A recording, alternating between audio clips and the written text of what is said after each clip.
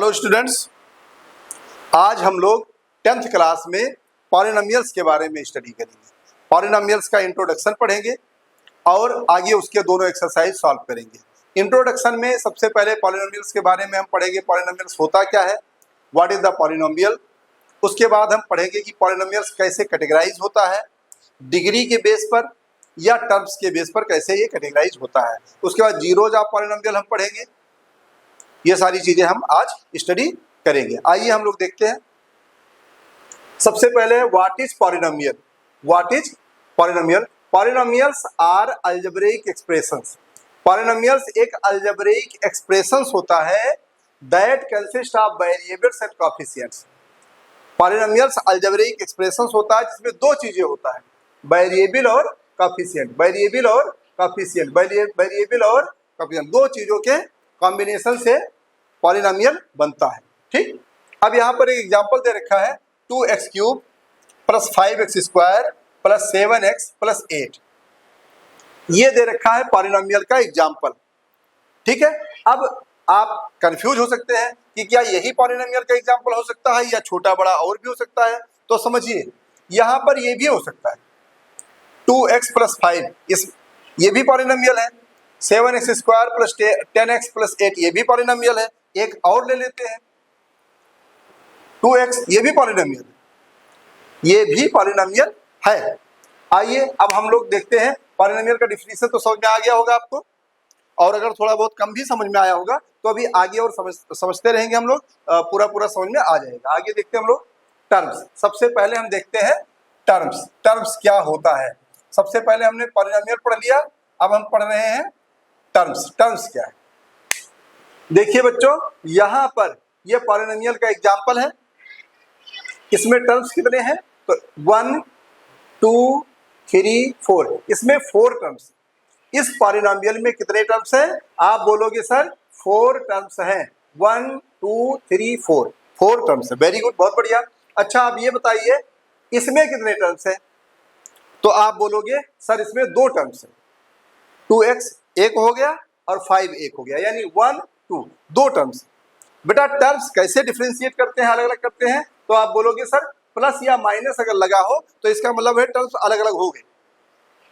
यहाँ एक टर्म्स है, फिर उसके बाद प्लस लगा है, फिर टर्म्स है, फिर प्लस लगा है, फिर टर्म्स है, फिर प्लस लगा है। इसका मतलब एक ये अलग हो गया, ये अलग हो गया, ये अलग हो गया और ये अलग हो गया। तो यहाँ पर कितने टर्म्स हो गए? 4, 4 टर्म्स हो गए। और यहाँ पर कितने टर्म्स हुए? यहाँ पर 1 और उसके बाद फिर प्लस लगा है, फिर 5, यानी 2 टर्म्स। अच्छा ठीक है, बहुत बढ़िया। अब इसमें बताइए कितने टर्म्स हैं? तो आप बोलोगे सर यहाँ पर 7x² एक टर्म हो गया, फिर 10x दूसरा टर्म हो गया, फिर 8 तीसरा टर्म हो गया, यानी कितने टर्म हो गए? 3 टर्म्स। बहुत बढ़िया। अच्छा, ये 2x जो लिखा हुआ है ये कितने टर्म है? तो आप बोलोगे सर ये सिंगल टर्म है। कितने टर्म्स है? सिंगल टर्म है। बहुत बढ़िया, यानी आपको टर्म्स पता चल गया है। Very good.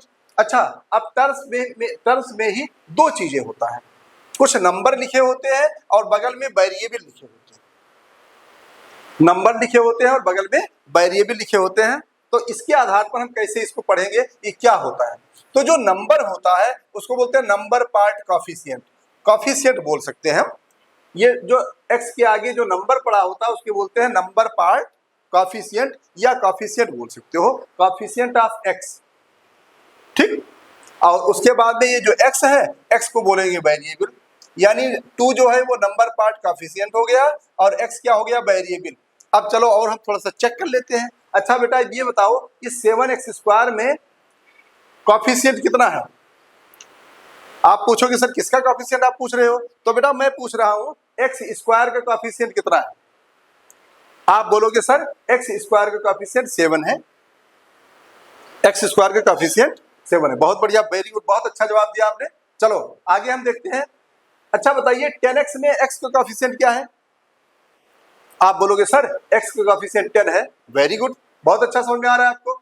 अच्छा, अब यहाँ बताइए ये 2x में x का कोएफिशिएंट क्या है? आप बोलोगे सर 2 है। Very good. अच्छा यहाँ आ जाओ, यहाँ 2x³ लिखा हुआ है, तो x³ का कोएफिशिएंट कितना है? आप बोलोगे सर 2। क्या है? 2। वेरी गुड, यानी आपको कोएफिशिएंट और वेरिएबल समझ में आ गया। Very nice. अच्छा एग्जाम्पल में भी हमने यहाँ पर 2-3 टर्म्स हमने डाला था, ये जैसे 2x है तो x का कोएफिशिएंट 2 है, y स्क्वायर का कोएफिशिएंट क्या है, आप बोलेंगे सर 2 है, वेरी गुड। 3y में y का कोएफिशिएंट क्या है, आप बोलेंगे सर 3 है, और +3 बोलेंगे तो और बढ़िया, क्या +3, वेरी गुड।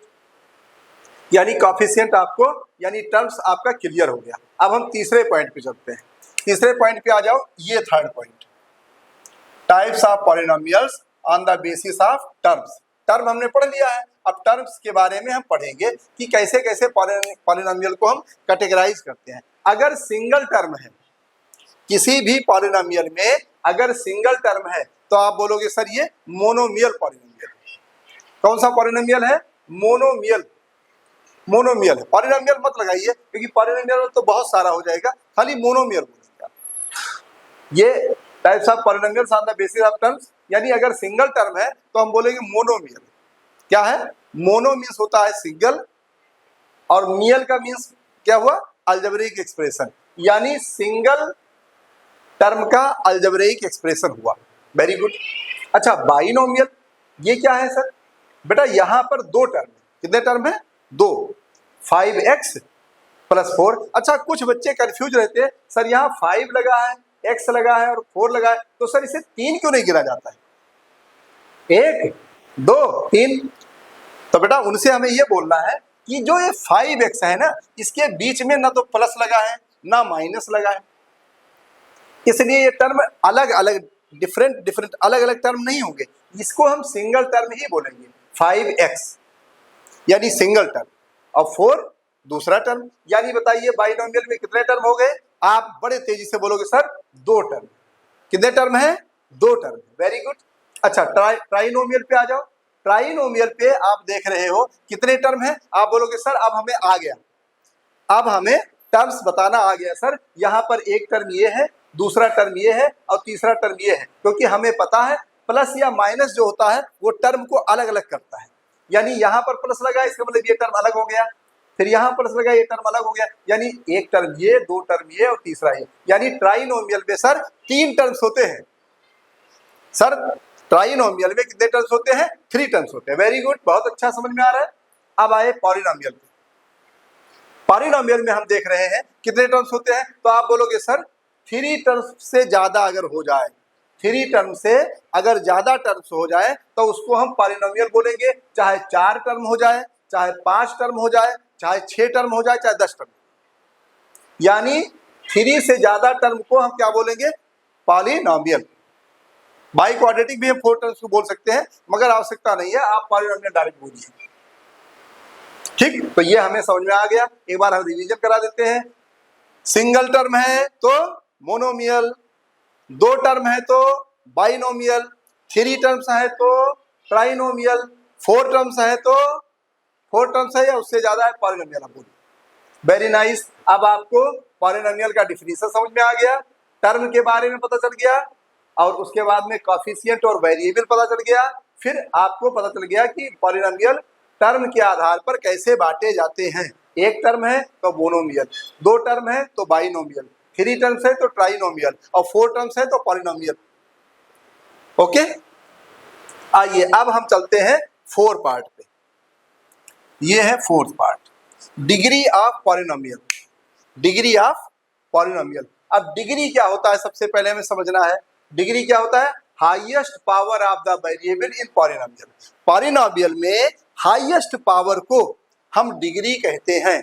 अब जरा बच्चों ध्यान से समझो, अगर हम इस पॉलिनोमियल का एग्जांपल लें तो प्यारे बच्चों बताइए, यहां से लेके यहां तक एक पॉलिनोमियल है ये, इसमें हाईएस्ट पावर वेरिएबल के कहां पर है, देखो वेरिएबल यहाँ पर x है तो x का पावर कितना है, 3 यानी क्यूब, यहाँ x का पावर कितना है, 2, यहाँ कितना है, कुछ नहीं लिखा है तो 1 है, और यहाँ पर कितना है, अगर x है ही नहीं है तो इसका मतलब पावर क्या है, 0 है। तो इसमें हाईएस्ट पावर क्या है वेरिएबल का, तो बोलोगे सर वेरिएबल तो इसमें x है और x का सबसे बड़ा पावर है 3, यानी इसका डिग्री क्या हो गया, 3 हो गया, इसका डिग्री क्या हो गया, 3, यानी इस पॉलिनोमियल का डिग्री क्या हो गया, 3। बहुत बढ़िया समझ में आ रहा है, वेरी नाइस। अच्छा अब यहाँ देखो 2x + 5 ये भी पॉलिनोमियल है, तो इसका डिग्री क्या है, तो आप बोलोगे सर यहाँ पर x वेरिएबल है और x के ऊपर कोई भी पावर नहीं लगा है, कोई भी पावर नहीं लगा है, इसलिए हम 1 मान लेते हैं। क्या मान लेते हैं? 1। यानी इसका पावर हम कुछ नहीं मानेंगे, क्या मानेंगे? 1। यानी इसका डिग्री कितना हो गया? तो आप बोलोगे सर डिग्री 1 हो गया, क्योंकि x पर जो पावर होता है, यानी वेरिएबल पे जो पावर होता है वही उसका डिग्री होता है। हाईएस्ट पावर हम देखते हैं, तो यहाँ पर जब सिंगल वेरिएबल है और कोई वेरिएबल है ही नहीं है, तो इसका जो पावर है वही डिग्री हो गया। यानी इस पॉलिनोमियल का डिग्री क्या हो गया? 1। वेरी नाइस, बहुत बढ़िया। अच्छा, अब इस पे देखिए 7x² + 10x + 8, इस पे डिग्री क्या है? तो आप बोलोगे सर यहाँ पर वेरिएबल एक x² है और एक x है, यहाँ पर दो वेरिएबल है, दोनों वेरिएबल में पावर जो है x है, तो इसका पावर 1 हो गया, और x² है, इसका पावर 2 हो गया। तो यानी पावर x का पावर 2 बड़ा है इससे, यानी इस पॉलिनोमियल में x का पावर सबसे बड़ा क्या है? 2 है, तो इसका डिग्री क्या हो गया? 2 हो गया। वेरी गुड, आपको समझ में आ गया। अच्छा, और बच्चों जरा बताओ, यहाँ पर आ जाओ, इसका डिग्री कितना है? इसका डिग्री कितना है? तो आप बोलोगे सर 2x में डिग्री 1 है। बहुत बढ़िया। अच्छा, इसका डिग्री बताइए, इसमें डिग्री बताइए। आप बोलोगे सर x का पावर 2 सबसे बड़ा है, यही 2 जो है डिग्री हो गया। बहुत बढ़िया, वेरी नाइस, बहुत बढ़िया, समझ में आ रहा है। आगे देखिए, इसमें देखिए, इसमें x³ है, x² है, x है या 2 है, इसमें डिग्री क्या है? आप बोलोगे सर इसमें डिग्री 3 है, डिग्री 3 है। हम पूछेंगे क्यों है भाई, यहाँ पर डिग्री 3 क्यों है? तो आप बोलोगे सर वेरिएबल यहाँ है, यहाँ है, यहाँ है, मगर सबसे बड़ा पावर जो वेरिएबल में है वो 3 है, क्योंकि ये पावर में 2 है, छोटा है, ये पावर में 1 है, कुछ नहीं है तो 1 है, और यहाँ पर पावर में 0 है, यानी सबसे बड़ा x का पावर क्या है? ये 3, तो 3 इसका डिग्री हो गया। बहुत बढ़िया। आप इसमें बताइए, इसमें डिग्री क्या है? आप बोलोगे सर इसमें डिग्री जो है वो है 4। क्यों है 4? क्योंकि इसमें x यहाँ है, यहाँ x है, यहाँ x है, यहाँ x है, इन सब में सबसे बड़ा पावर कहाँ है? यहाँ, x का पावर 4, तो इसका डिग्री 4 हो गया। तो बच्चों आपको डिग्री समझ में आ गया होगा। Highest power of the variable in polynomial, polynomial में वेरिएबल का हाईएस्ट पावर, वेरिएबल का हाईएस्ट पावर, वेरिएबल का हाईएस्ट पावर डिग्री कहलाता है। बहुत बढ़िया। अच्छा, अब इसी आधार पर हम पढ़ेंगे types of polynomials on the basis of degree. अभी हमने टाइप्स ऑफ पॉलिनोमियल पढ़ा था बेसिस ऑफ टर्म्स, टर्म के आधार पर हमने पॉलिनोमियल को कैटेगराइज किया था। अब हम डिग्री के आधार पर पॉलिनोमियल को कैटेगराइज कर रहे हैं। सबसे पहला होता है लीनियर, जिसका पावर 1 हो, जिसका पावर, जिस पॉलिनोमियल में वेरिएबल का पावर 1 हो उसको हम बोलते हैं लीनियर। अच्छा, लीनियर का एक एग्जांपल और ले लेते हैं ताकि आपको समझ में आए। 2x + 5 ये भी लीनियर है। एक और ले लेते हैं 7x + 10, ये भी लीनियर है। ठीक है, तो यानी x का पावर कुछ नहीं है तो 1, x का पावर कुछ नहीं है तो 1, x का पावर कुछ नहीं है तो 1, यानी हाईएस्ट पावर क्या हो गया? 1 हो गया। यानी लीनियर में डिग्री कितना हो गया? 1। लीनियर का डिग्री हो गया 1, यानी सबसे पहले डिग्री 1 वाले पॉलिनोमियल को हम क्या बोलते हैं? Linear equation. डिग्री 1 वाले पॉलिनोमियल को हम क्या बोलते हैं? लीनियर पॉलिनोमियल आप बोल सकते हो। अच्छा, अब ये यहां पर पावर, हाईएस्ट पावर वेरिएबल का क्या है, यानी डिग्री क्या है इसका? आप बोलोगे सर इसका डिग्री 2 है, क्योंकि x यहाँ है, x यहाँ है, यहाँ x की पावर 1 है, यहाँ x की पावर 2 है, तो ये 2 बड़ा हो गया। यानी एक्सप्रेशन में जो वेरिएबल का सबसे बड़ा पावर होता है वही डिग्री होता है। तो सर यहाँ पर डिग्री 2 है, तो जब डिग्री 2 होता है तो हम उसको बोलते हैं क्वाड्रेटिक। क्या बोलते हैं? Quadratic polynomial. क्या बोलते हैं? Quadratic polynomial. उसके बाद अगर डिग्री 3 हो गया, डिग्री 3 हो गया, x का क्यूब, x की पावर स्क्वायर x, यानी वेरिएबल का सबसे बड़ा पावर 3 है, तो क्यूबिक हो जाएगा। क्या हो जाएगा? क्यूबिक। यानी डिग्री के आधार पर पॉलिनोमियल्स को हम 3 पार्ट में डिवाइड किए हैं, लीनियर पॉलिनोमियल, क्वाड्रेटिक पॉलिनोमियल और क्यूबिक पॉलिनोमियल। और टर्म के आधार पर हमने बोला है मोनोमियल, बाइनोमियल, ट्राइनोमियल और पॉलिनोमियल। ठीक है, तो ये हमें उम्मीद है पूरा समझ में आया होगा आपको। A few moments later. अब हम पढ़ेंगे जीरोज ऑफ पॉलिनोमियल, यानी पॉलिनोमियल के जीरोज क्या होते हैं, पॉलिनोमियल का जीरोज क्या होता है। तो पॉलिनोमियल का जीरोज वो वैल्यू होता है जिसको रखने पर उस पॉलिनोमियल की वैल्यू जीरो आ जाए। जीरोज ऑफ पॉलिनोमियल क्या होता है? वो पॉलिनोमियल जिस पर कोई एक वैल्यू रखने पर उस पूरे पॉलिनोमियल की वैल्यू जीरो आ जाए तो हम बोलेंगे कि वो जो नंबर है, जो वैल्यू हमने रखा है, वो वैल्यू उसका क्या है? जीरोज है। आइए देखते हैं zeros of polynomial. Zeros of polynomial का हम पढ़ते हैं the value of variable for which the polynomial becomes equal to zero. कह रहा है कि the value of variable for which the polynomial becomes equal to zero, यानी वेरिएबल का वो वैल्यू जिसको पॉलिनोमियल पे रखने पर जीरो आ जाए। वेरिएबल का वो वैल्यू जिसको पॉलिनोमियल में रखने पर आंसर क्या आ जाए, यानी वैल्यू क्या आ जाए? जीरो। तो हम बोलेंगे उसे जीरोज ऑफ पॉलिनोमियल। 50% समझ में आ गया होगा। आगे अभी हम एग्जांपल करेंगे, समझ में पूरा आ जाएगा। एक बार और समझ लीजिए, the value of variable for which the polynomial becomes equal to zero. ये चीज है the value of variable for which the polynomial becomes equal to zero, जिस पर मतलब वेरिएबल की वो वैल्यू जिसको पॉलिनोमियल में रखने पर आंसर क्या आ जाता है? जीरो। तो वो उसका जीरोज कहलाएगा। अब ये जरा एग्जांपल देखो, एक पॉलिनोमियल हमने लिया है, ये 2x minus 4 equal to zero लिया मैंने, 2x minus 4 equal to zero ले लिया। अब हम पूछ रहे हैं कि इसका जीरोज क्या होगा, तो हम पहले इसे सॉल्व करेंगे।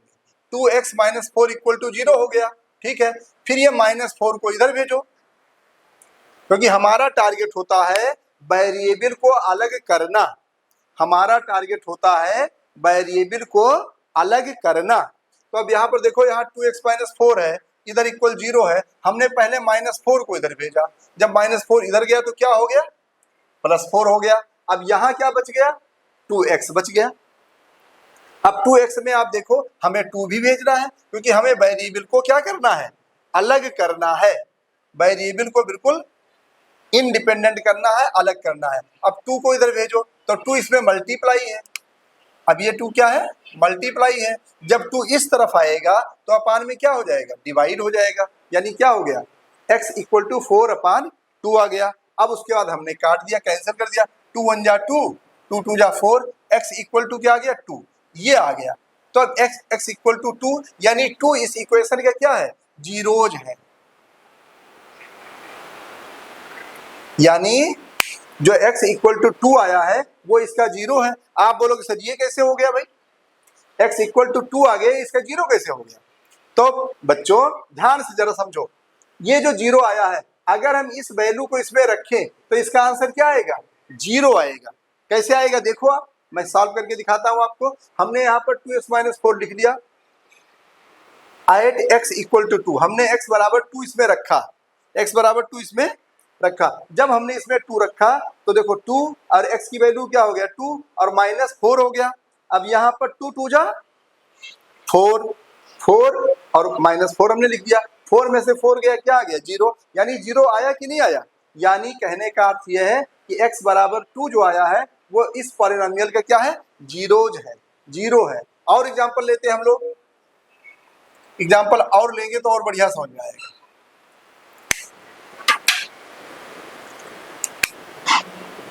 5x प्लस 10 ले लेते हैं, ये ले लिया आपने। अब इसका जीरोज क्या होगा? तो सबसे पहले सॉल्व करिए। 5x plus 10 equal to 0। अब ये 10 पहले इधर ले जाइए। क्यों ले जाएंगे आप? तो आप बोलेंगे सर हमारा एक ही टारगेट होता है, x को अलग करना, वेरिएबल को अलग करना। वेरी गुड, बहुत बढ़िया समझ में आ रहा है। तो 5x इक्वल टू, ये प्लस 10 उधर जाएगा तो हो जाएगा -10। अब ये 5 भी इधर ले जाएंगे तो आप बोलोगे सर 5 मल्टीप्लाई पे है, इधर जाएगा तो डिवाइड हो जाएगा। 5, अब 5 को काट दीजिए आप, 5 1 जा 5, 5 2 जा 10, यानी x की जो वैल्यू आई वो क्या आ गई? -2। यानी ये इसकी क्या है? इस पॉलिनोमियल की ये क्या है? जीरो है। अगर हम -2 इसमें रखें तो ये जीरो हो जाएगा। करके देखते हैं हम लोग। 5x प्लस 10 5x प्लस 10 लिख दिया हमने, और एट x इक्वल टू -2 ये इसमें रखते हैं तो 5 और x की जगह पर -2 हो जाएगा, प्लस 10, 5 2 जा 10 प्लस 10 क्या आ गया 0, -10 प्लस 10 क्या हो गया 0।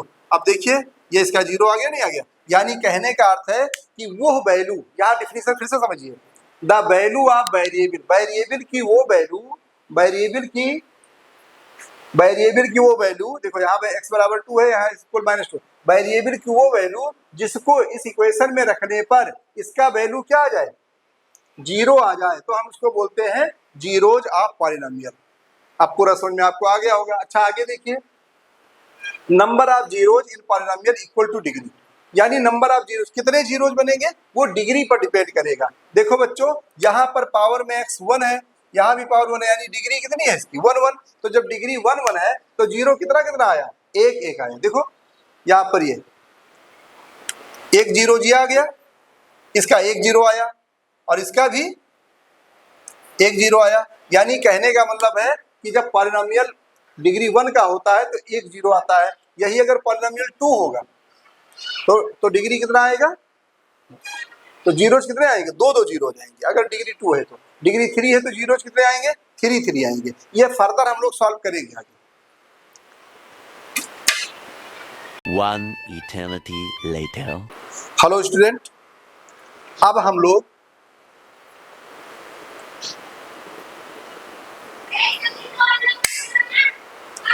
लोग एक्सरसाइज करने जा रहे हैं 10th standard mathematics chapter 2 polynomials का इंट्रोडक्शन क्लास अभी है थोड़ा सा हमारा, ये इंट्रोडक्शन क्लास ओवर होने के बाद हम एक्सरसाइज करेंगे। आइए देखते हैं, एक टॉपिक इसमें ये बचा है और इसके बाद एक टॉपिक और है, बस लास्ट सेकंड लास्ट टॉपिक है ये, geometrical meaning of the zeros of polynomial. Geometrical meaning अब हमें बताना है, geometrical meaning of zeros of a polynomial. Example दे रखा है, find the number of zeros of px। एक px पॉलिनोमियल है, px एक पॉलिनोमियल है जिसमें बताना है नंबर ऑफ जीरोज कितने हैं, डायग्राम को देख करके, ग्राफ को देख करके, ठीक है, ग्राफ को देख करके हमें बताना है number of zeros of the polynomial. अब देखिए जरा, ये ग्राफ है x x dash y y dash, एक ये ग्राफ है। दूसरा ग्राफ हम एक और बनाते हैं, x x dash y y dash, और भी ग्राफ बना लेते हैं।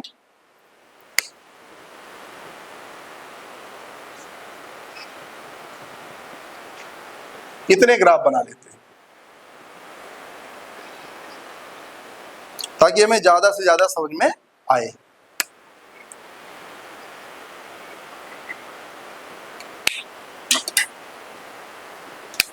एक ग्राफ ये है x x dash y y dash,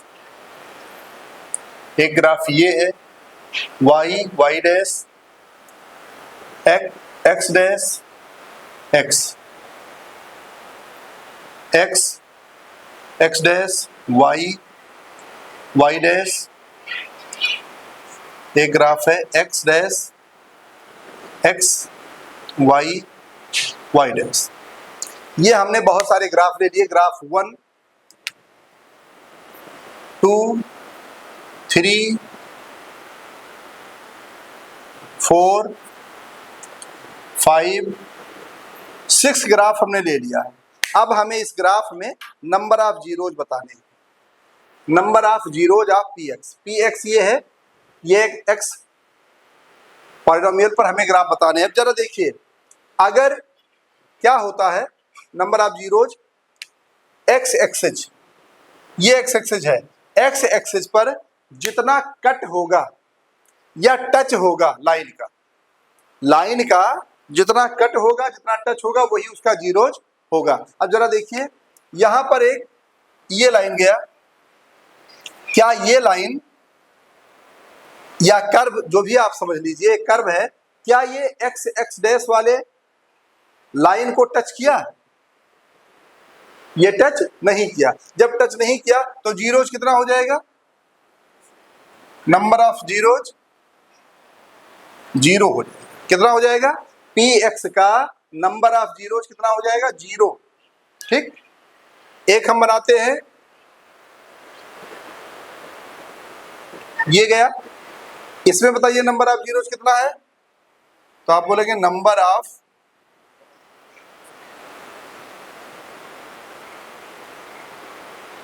zeros, इसमें 1 है। कितना है? 1। क्यों है 1?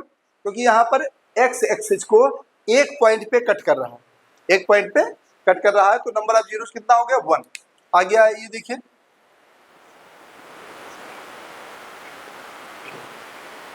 एक ये लाइन है, ये कर्व है, तो अब यहां पर नंबर ऑफ जीरोज कितना होगा? तो आप बोलोगे सर नंबर एक्स एक्सिस को यहां पर कट किया है, यहां कट किया है, दो जगह पे कट किया है, एक यहां पर और एक, तो इसका जीरोज कितना होगा? नंबर ऑफ जीरोज, तो नंबर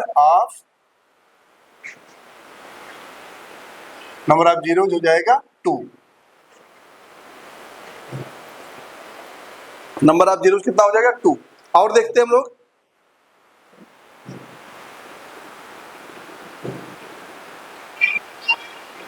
इसका नंबर ऑफ जीरोज कितना है? तो आप बोलोगे सर एक एक्सिस पर यहां कट कर रहा है, यहां कट कर रहा है, यहां कट कर रहा है, और यहां पे टच कर रहा है, यहां कट कर रहा है, यहां कट कर रहा है, यहां कट कर रहा है, और यहां पे टच कर रहा है, तो नंबर ऑफ जीरोज कितना हो जाएगा? 1 2 3 4। यहां हो जाएगा number of zeros, number of zeros of P X is equal to कितना हो जाएगा? 4। 1 2 3 4, 4 जीरोज। ठीक है जी, और देख लेते हैं हम लोग।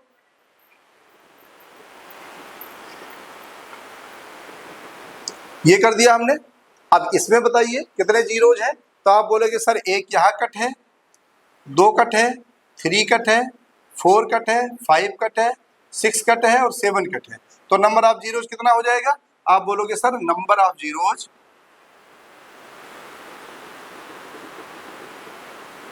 जीरोज हो जाएगा 1 2 3 4 5 6 7, 7 हो जाएगा। नंबर ऑफ जीरोज कितना हो जाएगा? 7। आइए एक और देख लेते हैं।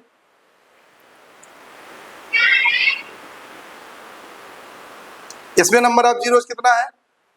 तो आप बोलोगे सर यहाँ एक टच कर रहा है और यहाँ पर एक टच कर रहा है, 2 टचिंग है, एक ये और एक ये, 2, तो ये हो जाएगा नंबर ऑफ जीरोज 2। तो होप अब ये पूरा आपको समझ में आ गया होगा। Geometrical meaning of the zeros of polynomial. Geometry को देख करके, ग्राफ को देख करके हम नंबर ऑफ जीरोज कैसे बता सकते हैं? तो यहाँ पर एक्स एक्सिस को इसने टच नहीं किया है, न कट किया है, इसलिए इस कर्व का जो जीरोज होगा वो क्या होगा? 0 होगा, नंबर ऑफ जीरोज। यहाँ पर एक्सिस को एक जगह पे कट किया है, तो इसका नंबर ऑफ जीरोज कितना होगा? 1 होगा। इसमें एक जगह यहाँ कट किया, यहाँ कट किया, 2 जगह कट किया, तो नंबर ऑफ जीरोज कितना हो जाएगा? 2 हो जाएगा। यहाँ पर 1 2 3 4, 4 जगह पे, 3 जगह पे कट किया और एक जगह पे टच किया। कट करे या टच करे उसको हम नंबर ऑफ जीरोज में काउंट करेंगे, तो यहाँ पर 4 हो जाएगा नंबर ऑफ जीरोज। यहाँ पर नंबर ऑफ जीरोज 1 है, यहाँ पर नंबर ऑफ जीरोज कितना है? 1 2 3 4 5 6 7, तो 6 तो कट है और 7 वाला क्या है? टच है, तो कट और टच सारे काउंट करते हैं, तो यहाँ पर नंबर ऑफ जीरोज कितना हो जाएगा? 7 हो जाएगा। यहाँ पर यहाँ टच है और यहाँ टच है, तो नंबर ऑफ जीरोज कितना हो जाएगा? पी एक्स का 2 हो जाएगा। यहाँ पी एक्स का नंबर ऑफ जीरोज यहाँ पर 0 है, यहाँ पर 1 है पी एक्स का नंबर ऑफ जीरोज, यहाँ पर पी एक्स का नंबर ऑफ जीरोज 2 है, यहाँ पी एक्स का नंबर ऑफ जीरोज 4 है, यहाँ पी एक्स का नंबर ऑफ जीरोज 7 है, और यहाँ पी एक्स का नंबर ऑफ जीरोज 2 है। 2000 years later. हेलो स्टूडेंट्स, अब हम लोग लास्ट पॉइंट पढ़ेंगे इसका इंट्रोडक्शन का, relation between zeros and coefficient of polynomial. अब हमें रिलेशन बताना है जीरोज का और कोफिशिएंट का पॉलिनोमियल के। जीरोज और कोफिशिएंट के बारे में, मतलब जीरोज और कोफिशिएंट दोनों को हम एक रिलेट करेंगे, वो हम करेंगे इसमें। क्वाड्रेटिक पॉलिनोमियल है। क्वाड्रेटिक पॉलिनोमियल क्या होता है? A x square plus b x c, ये एक general form. A x square plus b x plus c एक जनरल फॉर्म है।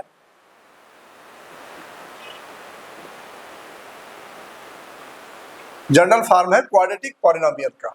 अब यहाँ पर एक तो हम पढ़ेंगे sum of its zeros, sum of its zeros alpha plus beta is equal to होगा minus b upon a, minus ये बी है एक्स का कॉफिशिएंट और ए है एक्स स्क्वायर का कॉफिशिएंट, माइनस बी अपान ए।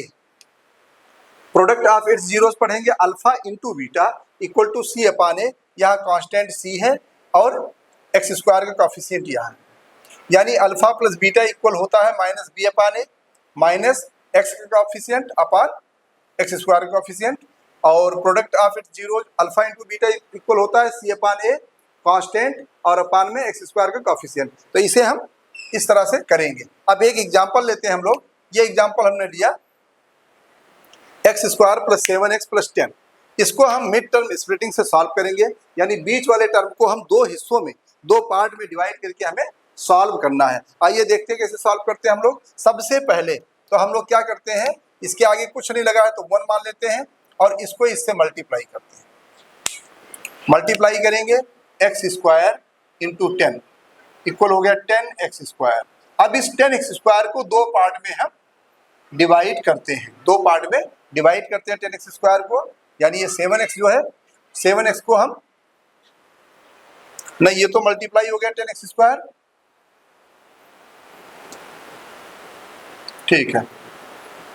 अब यहाँ पर 7x जो है इसको दो पार्ट में डिवाइड करेंगे, देखो यहाँ पर प्लस लगा है, क्या लगा है प्लस, तो यहाँ पर हम बीच में प्लस लगाएंगे, क्या लगाएंगे प्लस। अब सबसे पहले 10 का हम प्राइम फैक्टराइजेशन करेंगे, 2 5 जा 10 और 5 1 जा 5, यानी 2 और 5 आया। अब जरा देखो अगर हम 2 और 5 को जोड़ें तो 7 आ रहा है, यानी बीच का टर्म आ रहा है। 2 और 5 को जोड़ने पर 2 और 5 को जोड़ने पर हमारा 7 आ रहा है, वेरी गुड। और 2 इंटू 5 करो तो हमारा 10 आ रहा है, कौन सा प्रोडक्ट, ये इन दोनों का प्रोडक्ट जो 10 आया है, मल्टीप्लाई करने पर देखो 10 आ रहा है और ऐड करने पर 7 आ रहा है। ये पूरा पूरा इस इक्वेशन को सेटिस्फाई कर रहा है। ये जो हमने मिड स्प्लिटिंग सॉल्व कर रहे हैं, ये आप देख सकते हैं 9th क्लास की वीडियोज में बहुत बढ़िया हमने एक्सप्लेन किया है और यहाँ पर भी एक्सप्लेन करूंगा आगे। देखिए x square plus 7x plus 10 है, तो पहले फर्स्ट एक्स स्क्वायर के कॉफिशिएंट यानी एक्स स्क्वायर को 10 से मल्टीप्लाई किया, 10x स्क्वायर हो गया।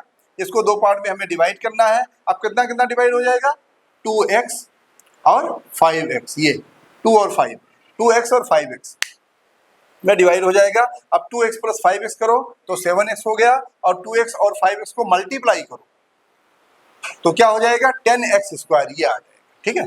ये चीज है यहाँ पर, तो हम लोग सॉल्व करते हैं आगे। यहाँ हो जाएगा x square plus 2x plus 5x plus 10। अब यहाँ पर देखिए दो टर्म हो गए, दो टर्म है, इन दोनों में क्या कॉमन है, इसमें x कॉमन है। x कॉमन लेने पर x बच गया क्योंकि यहाँ स्क्वायर था, और यहाँ x कॉमन लेने पर 2 बच गया, प्लस यहाँ पर दोनों में क्या कॉमन है, 5 कॉमन है। 5 कॉमन लेंगे तो x बचेगा और प्लस 5 2 जा 10, यहाँ 2 हो गया। इन दोनों में सेम वैल्यूज आना चाहिए, कॉमन लेने के बाद में ये जो ब्रैकेट के अंदर वैल्यूज है ये सेम आना चाहिए दोनों में, तभी हमारा आंसर राइट है, नहीं तो रॉन्ग हो जाएगा। आइए x प्लस 2 एक बार और कॉमन लीजिए, कॉमन ले लिया x प्लस 2 का। अब बताइए जब इसमें x प्लस 2 कॉमन ले लिया गया तो क्या बच गया, x प्लस, इसमें x प्लस 2 कॉमन ले लिया तो क्या बच गया 5, यानी हमारा आंसर आ गया x प्लस 2 और x प्लस 5, ये आ गया।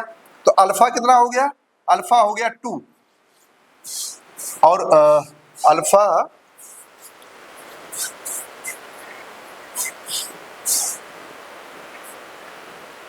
हाँ, तो इसको जो है ऐसे ना लिख करके अल्फा डायरेक्ट हम क्या करेंगे, ये जो हमारा वैल्यूज आया है इसको ऐसा करते हैं x प्लस 2 इक्वल टू 0 करेंगे तो x इक्वल टू आएगा -2, तो ये अल्फा हो गया -2। अब x प्लस 5 इक्वल टू 0 करेंगे तो x इक्वल टू -5 आएगा और ये हो जाएगा बीटा इक्वल -5। एक को अल्फा और एक को बीटा मानते हैं, इसमें कोई दिक्कत नहीं है, आप चाहे इसको अल्फा लिख लो, अल्फा इक्वल टू -5, तो इधर बीटा लिखना पड़ेगा, यानी अल्फा और बीटा कोई भी आप मान सकते हैं, ठीक है।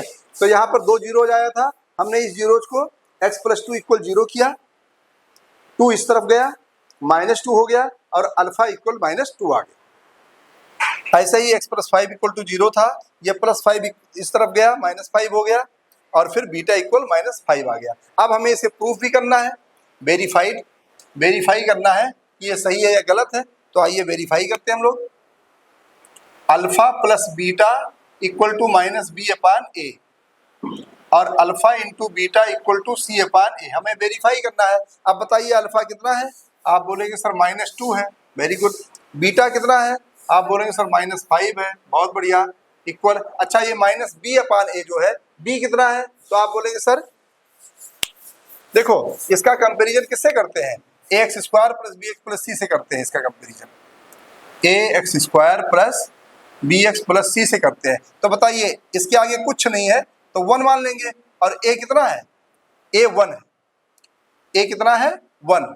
अच्छा बी कितना है, आप बोलेंगे सर बी 7 है, और सी कितना है, आप बोलेंगे सर सी 10 है। यहाँ पर कुछ नहीं है तो हम क्या मान लेते हैं 1, क्या मान लेते हैं 1। तो ए हो गया 1, बी हो गया 7 और सी हो गया 10। आइए हम लोग करते हैं। तो माइनस बी कितना है, आप बोलेंगे सर बी जो है 7 है, बी क्या है 7। अगर कहीं कोई डाउट हो तो एक बार हम और बढ़िया से समझा देते हैं। X square plus 7x plus 10 है, और इसको a x square plus b x plus c से कंपेयर करेंगे तो ए इक्वल टू आएगा 1, बी इक्वल टू आएगा 7 और सी इक्वल टू आएगा 10। ये आप ऐसे सॉल्व कर सकते हैं। X square plus 7x plus 10, ये इक्वेशन हमने यहाँ लिखा, और उसके बाद में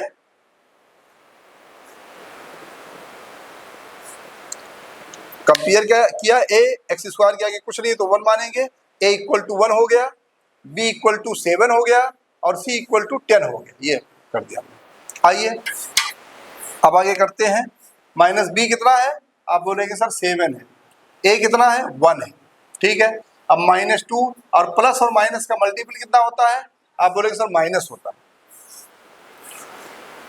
यहाँ -7 लिखेंगे क्योंकि डिनोमिनेटर में 1 को हम लिखते नहीं। अब यहाँ -2 और -5 कितना हो गया, -7 हो गया। दोनों सेम टर्म है, ऐड करेंगे और साइन माइनस का लगाएंगे। अब देखिए ये वेरीफाइड हो गया, LHS equal to RHS verified हो गया। आइए यहाँ आकर देखते हैं हम लोग अल्फा इंटू बीटा। तो अल्फा कितना है, अल्फा कितना है -2, बीटा कितना है -5, सी कितना है, सी है 10, ए कितना है, ए है 1। तो माइनस और माइनस का हो जाएगा प्लस, माइनस और माइनस का मल्टीप्लाई प्लस हो जाएगा, और 2 5 जा 10, यानी 10 यहाँ आएगा, और यहाँ 1 लिखते नहीं, यहाँ भी 10 आ गया। तो यहाँ पर भी LHS इक्वल टू RHS हो गया, तो वेरीफाइड हो गया। तो अब ये इंट्रोडक्शन क्लास ओवर हो गया है पॉलिनोमियल चैप्टर का, ये आपको समझ में आ गया है। अब आगे हम एक्सरसाइज करेंगे।